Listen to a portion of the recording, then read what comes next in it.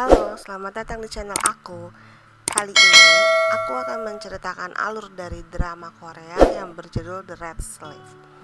Drama ini mengisahkan kisah cinta seorang putra mahkota yang bernama Lee San yang diperankan oleh Lee Joo Ho dan Sung Deok Im yang diperankan oleh Lee Se Young adalah seorang pelayan yang berasal dari latar belakang yang sederhana. Sebelum kita mulai ceritanya, jangan lupa untuk mensubscribe channel ini ya.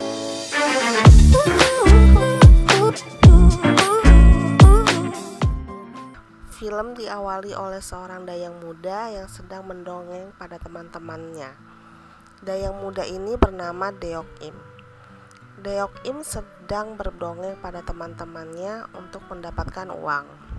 Suatu hari, kepala dayang datang untuk mencari seorang dayang muda yang mencuri buku dari perpustakaan istana. Deok Im dan teman-temannya langsung bersembunyi di salah satu ruangan. Tapi sang kepala dayang berhasil menemukan mereka. Kepala dayang meminta Deok Im memasukkan tangannya ke dalam sebuah kotak. Kepala dayang mengatakan jika ada di antara mereka yang berbohong, maka tangannya akan tergigit hewan buas yang ada di dalam kotak tersebut. Sang kepala dayang meminta mereka untuk melihat tangan. Hanya tangan Deok Im yang kotor. Sang kepala dayang bertanya kenapa Deok Im berbohong. Sang kepala dayang memberikan tugas pada Deok Im untuk mendatangi kamar jenazah ratu malam hari. Pada saat pergi ke kamar jenazah, Deok Im tersesat di tengah jalan. Lalu dia melihat seorang anak laki-laki yang juga ingin pergi ke kamar sang ratu. Sesampainya di kamar jenazah ratu, Deok Im memperhatikan anak laki-laki itu yang begitu sedih. Tiba-tiba saja sang raja datang.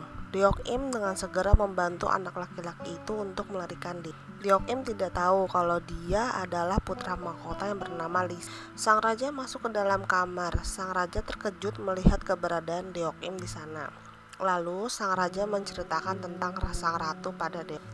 Karena tahu Deok Im suka menulis dan membaca, sang raja memberikan sebuah buku yang ditulis oleh ratu. Sang raja meminta Deok Im untuk menyimpan buku tersebut. Setelah selesai, Deok Im menemui kepala dayang.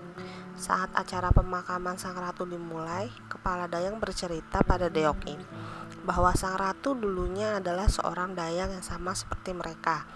Hanya saja karena kecantikannya, dia dapat memikat hati sang raja. Kematian sang ratu adalah impian para semua dayang istana. Sayangnya Deok Im yang masih kecil tidak mengerti sama sekali ucapan kepala istana.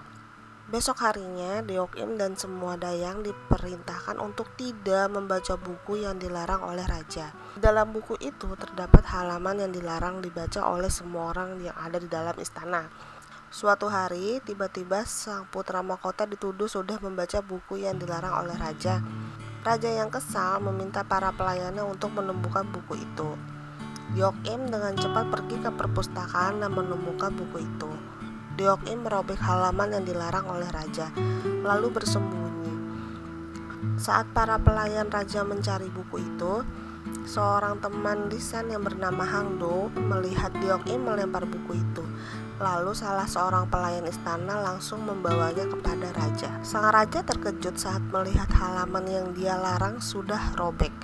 Dengan ketakutan, Lee San berbohong kalau dirinya sengaja merobek halaman itu agar raja tidak perlu lagi khawatir dengan buku itu. Kemudian, Deok Im yang sudah remaja kembali bertemu dengan Lee San tanpa sengaja. Deok Im tak sengaja menabrak Lee San hingga tercebur ke dalam kolam. Karena kesal, Lee San menghukum Deok Im dengan menulis permintaan maaf untuknya sampai dirinya mau memaafkannya. Suatu hari, Deok Im yang diminta mengerjakan tugas para putri pergi ke perpustakaan istana. Di sana, dia mendengar seseorang yang sedang membacakan jawaban yang sama dengan soal yang dia kerjakan. Beberapa saat kemudian, Lee San datang ke perpustakaan dan melihat Deok Im yang sedang duduk di dekat jendela ruang belajarnya. Lee San menuduh Deok Im sebagai seorang mata-mata. Deok Im yang kesal menunjukkan semua tugas yang dia kerjakan. Lee San terkejut saat melihat tulisan Deok Im yang sangat rapi. Deok Im yang kesal mengusir Lee San dari perpustakaan itu, tidak tahu kalau Lee San adalah putra mahkota. Deok Im juga melemparinya dengan garam dan melontarkan hujatan untuk Lee San. Suatu hari saat Deok-im membuat surat permintaan maaf untuk putra mahkota, Lisan terkejut saat tahu Deok-im adalah orang yang menabraknya. Untuk membalas Deok-im, Lisan sengaja menyuruh Deok-im untuk terus mengulang membuat surat permintaan maafnya. Deok-im yang kesal karena terus-menerus mengulang membuat surat itu akhirnya meminta bantuan pada Lisan yang sedang menyamar di perpustakaan. Lisan menyepakati dengan menyuruh Deok-im untuk mencari semua buku tentang harimau di perpustakaan itu. Suatu malam pada festival Dayang, seekor harimau datang dan menyerang para Dayang. Deok-im dan temannya membantu para Dayang lain untuk melarikan diri.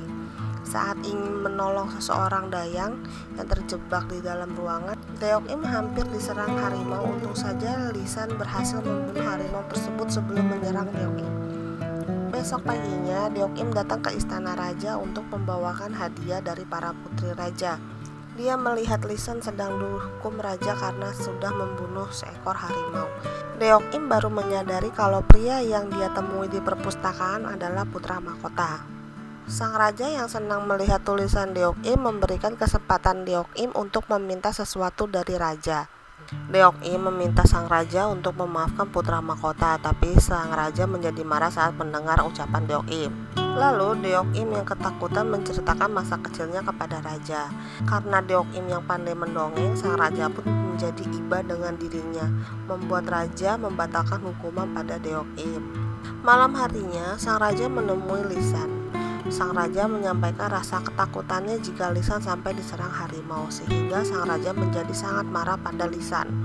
Besok paginya, Deok-im bersama salah satu putri raja bertemu dengan putra mahkota. Sang putri raja bilang kalau Deok-im akan menjadi Dayang putra mahkota.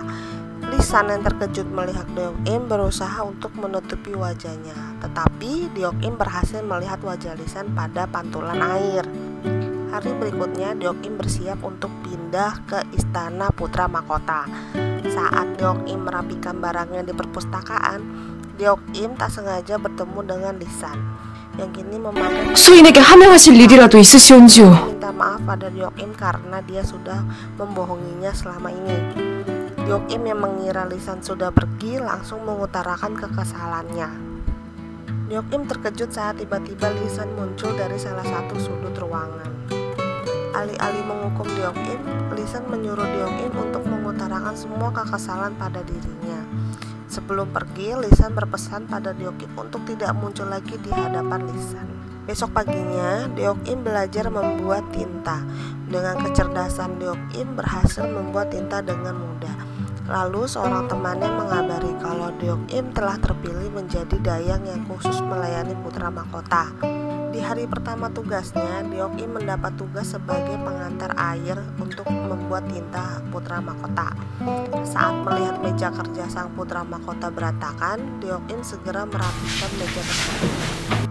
Saat Lisan datang, seorang pelayan mengantarkan minuman untuk putra mahkota. Karena tidak mengerti, Deok-im hanya berdiam saja. Karena Deok-im yang belum mengerti apapun, Lisan menjadi kesal pada Deok-im. Akhirnya Lisan bertanya pada Deok-im, kenapa dirinya menjadi Dayang untuk putra mahkota. Deok-im memiliki ide untuk berhenti menjadi Dayang Lisan, tapi Lisan malah merubah pikirannya dan menyuruh Deok-im tetap menjadi Dayangnya. Saat selesai bertugas, Deok-im tak sengaja bertemu dengan Hongdo. Hongdo menawarkan payung dan pulang bersama Deok-im. Lalu sepanjang jalan, Deok-im bercerita bagaimana dia bertemu dengan Lisan. Hongdo memberitahu Deok-im untuk tidak sering bertemu dengan dirinya. Di tempat lain, kepala Dayang yang sedang berkumpul dengan para Dayang senior sedang merencanakan aksi pemberontakan di dalam istana. Dayang senior yang bertanggung jawab pada Deok-im terkejut saat tahu kepala Dayang sengaja membuat Deok-im menjadi korban untuk menjatuhkan tahta putra mahkota.